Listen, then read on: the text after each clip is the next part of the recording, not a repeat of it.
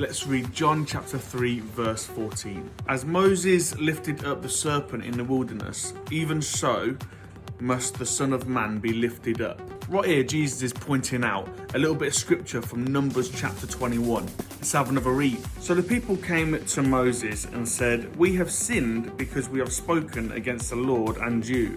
Intercede with the Lord that he may remove the serpents from us."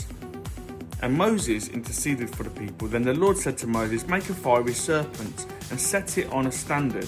And it shall come about that everyone who is bitten, when he looks at the serpent, he will live."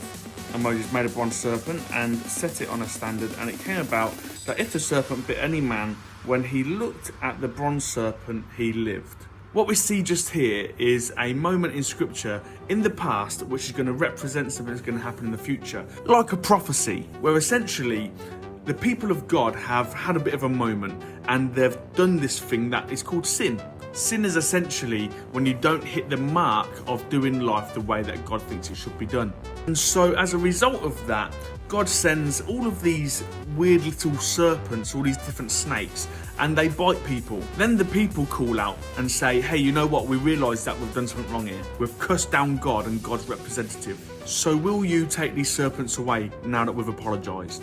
Interestingly enough, throughout scripture, what we see is a degrading of society. Each time that mankind finds a new way to be evil on earth, God seems to find a new way to relieve the consequences of it.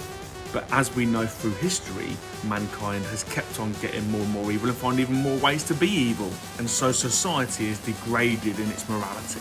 What we see in this moment though is God providing an image that people can look at so that the consequences of their sin can be removed. And that image is a bronze serpent which is hung around essentially a cross, like a crucifix. So Jesus says, "I am like that bronze serpent. In a short time, I will be hung on a cross. And the people who look to me, Jesus, for the forgiveness of their sins and the removal of the consequences of their sins, they will find life in the same way as the people in Moses' time."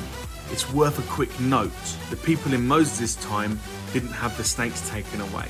And so it's the same with us today. Life is still rough, but if we look to Jesus for the help that we need to deal with the consequences of our own wrongdoing, then he'll help us out. Let it be the case that today you choose to look at Jesus to get through and past the consequences of mankind's degrading societal culture. I hope to see you next week.